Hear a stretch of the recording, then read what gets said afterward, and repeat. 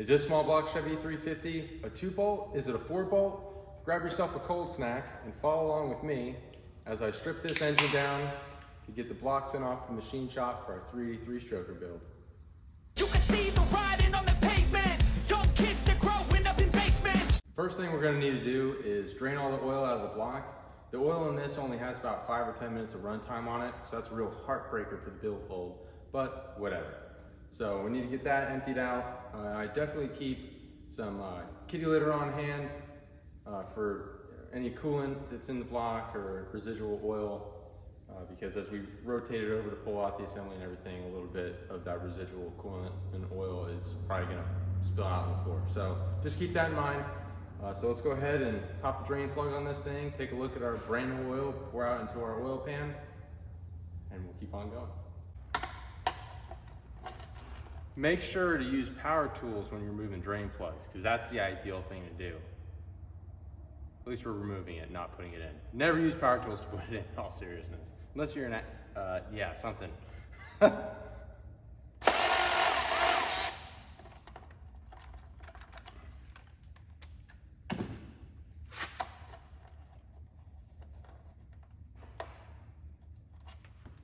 Oh, brand new. Golden.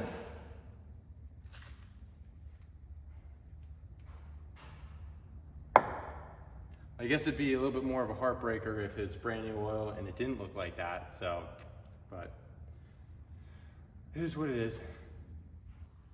While I'm waiting on the oil to drain out of the block, I'm gonna go ahead and remove all of the front drive accessories, the AC compressor, fan, water pump, alternator, power steering pump, etc. And whenever all that's stripped off, I'll get you in and we can look at a few other things on the block. With everything stripped off the front of the block, we can see everything a lot better. And just as a reminder, this is an 010 block. That's the casting on the back that we talked about, where there's a lot of back and forth debate on whether or not 010 supposedly is a higher nickel block, has higher nickel content in the casting, which supposedly makes the casting itself stronger. Some people swear by that, other people deny it, but we'll look into that a little bit more as we tear down the engine. And then another identifier on small block Chevys is this pad right here in the front that I'll get you guys a little bit closer to show you. And then I'll show you the casting number on the back as well. I know it's a little hard to see, but the number that we see here is the identification number on the block, and that gives us more information in regards to where this block was made, the date that it was made, and also what the application of it was. So the V here that we see first, that means that this engine was manufactured in Flint, Michigan. 0417, that means that it was manufactured in April on the 17th, so April 17th. And TDJ means that it was put in C10, or I believe also the C20 trucks that number applies to. So this is the original engine for this truck, numbers matching. And the TDJ, excuse me, VIN number has a higher likelihood of this being a 4-bolt, being that it's a truck engine, than if it was a car engine, because the 010 blocks came in both 2-bolt and 4-bolt. And even with all this information as well as the casting number, we won't know for sure until we get this bad boy flipped over and pull the pan and take a look. With everything else off, the next thing we're gonna work on getting off are the valve covers, so we can take a look at the inside and identify these heads, because there's going to be a casting number on them as well.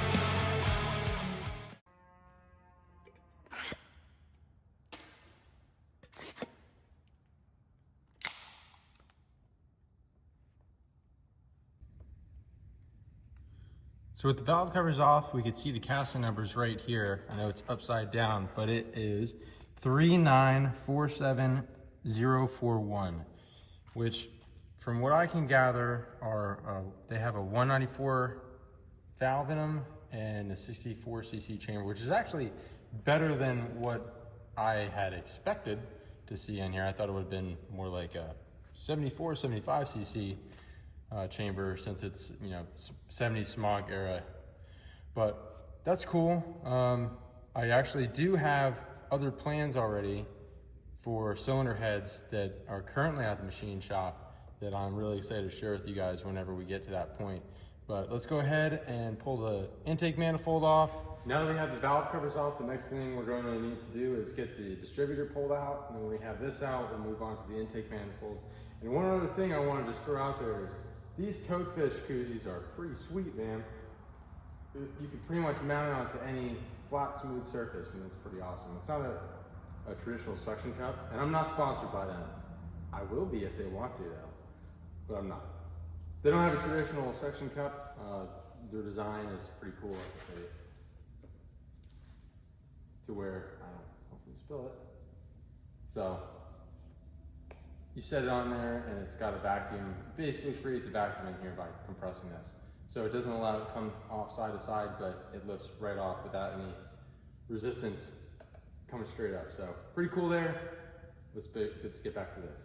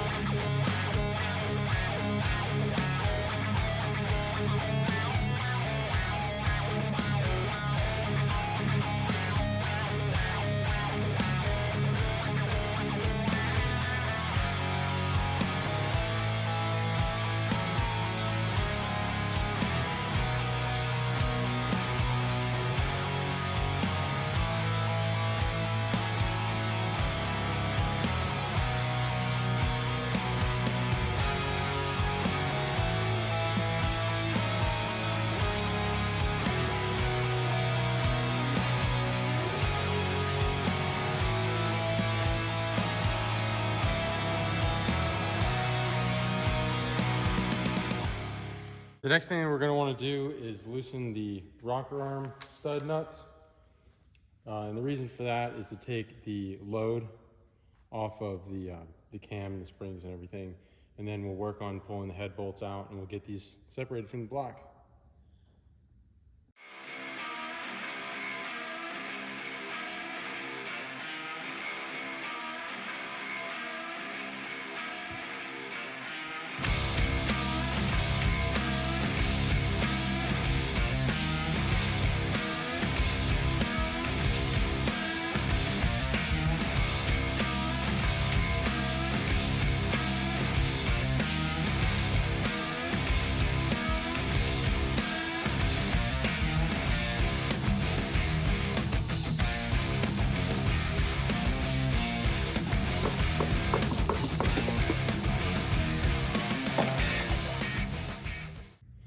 With the cylinder heads off, we could see into the chambers, into each cylinder, and nothing looks totally out of the ordinary that's jumping out at me. Any junk that's in there in the cylinders is just what fell in that was on the head, nothing that was actually in the cylinders. I don't really see much of the cross hatching left on the cylinders, and I feel a ridge wherever the piston rings would stop at. So I would say that these are probably getting, I don't know, maybe close to needing to be refreshed. So one thing that I did see though, if you look in here, is that 030. That means that these pistons, these cylinders are already bored 30 over. So this has been rebuilt, refreshed, whatever at one point in time. So I'm not sure if, you know, what all has changed. I think it's probably just stock, just refresh on it. So we're gonna have to see, as far as ordering parts and whatnot for the stroker kit, we are gonna have to do some measurements and get some answers from the machine shop whenever we get this block over to him and see, you know, what all he can do with these cylinders as far as refreshing them as it is, or how much further over we need to bore it. So in case you're not aware, the way that you would typically build a 383 stroker is by boring the cylinders over 30 thousandths, which these are currently, and then you go from a 3.49 inch stroke, which is done with your crankshaft, and then you'd up that to 3.75, which gives you the stroke and displacement you need, and then we'd be doing 5/7 rods. There's a lot involved there. Whenever we get into the rebuild process, I'll go step by step on that and kind of walk you through the calculations and everything you need to do. But just in regards to these being 30 over, we might be a little bit over a 383, but one thing that we have to keep in mind as far as sourcing parts is compression ratio, because you don't want to go too high in compression because you can only run about 10.5, 10.7 to 1 on cast iron heads, and then 11 to 1 with aluminum heads because they dissipate the heat a little bit better than than cast iron does. So we definitely need to make sure that for the way that we're going to build this engine, that we're within that range that we need to be in. So definitely need to get this to the machine shop. We'll get some measurements and answers from him, and we'll go from there with his direction. So let's go ahead and we're going to pop off the other side, take a look at those 4 cylinders, and then we'll flip this over and pull the pan, and that's going to tell us what we've been waiting for the whole time. 2 or 4 bolt, man. Come on. Chop, chop.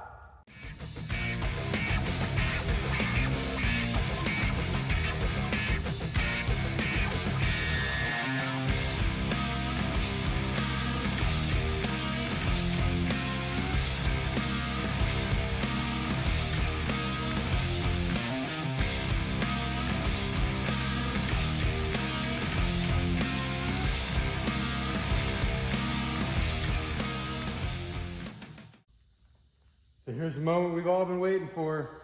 Let's find out.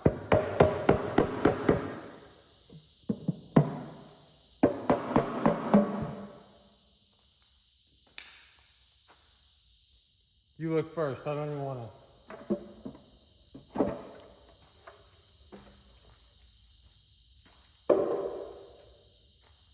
Woo! 4 bolts. 4 bolt main caps. Heck yeah, man. That is good news. Hell yeah. I'm very, very happy about that. Sweet. All right, so the next things we need to do, hell yeah. Still hung on the moment. Hold on a minute. Okay, I'm good. Next thing we need to do is take out the oil filter adapter, oil pump, and then we'll pop off the front timing cover, and then we'll be doing rods and main caps, so on and so forth. We'll get there. So yeah, did you get all that? Good.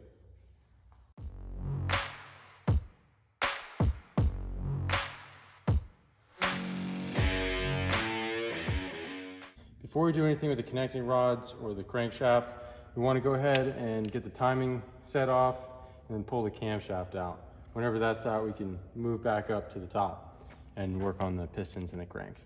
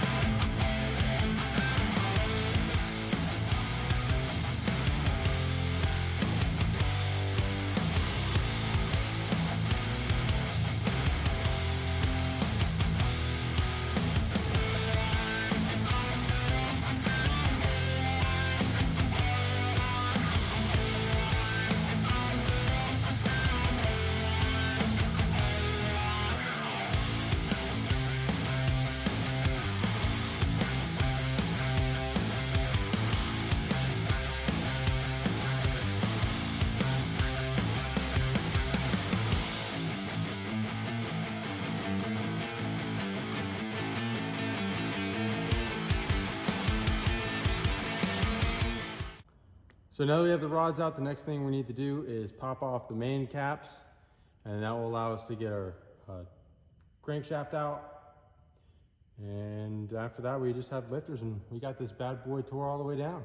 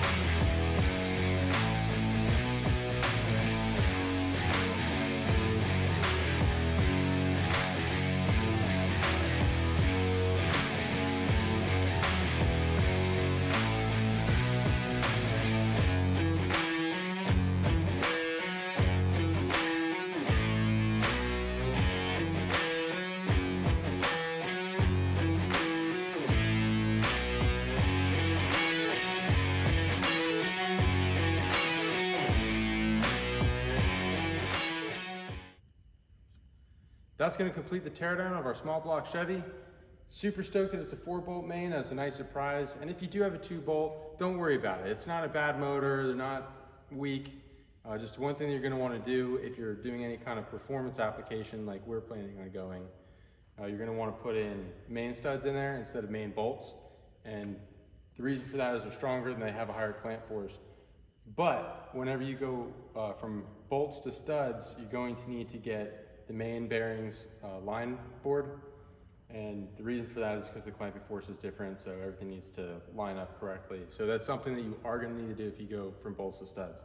With this being a 4-bolt main, as long as it's within tolerance, I'm going to keep it with main bolts since it is a 4-bolt main. And yeah, so if you want to follow along with the rest of the building the engine and the truck, subscribe to the channel and give this video a like if you liked it. And thank you to each and every one of you for all your support. I appreciate it very much. Get outside, get wrenching, piss off your neighbor, disappoint your mom. And until next time, keep on keeping on. You can see the writing on the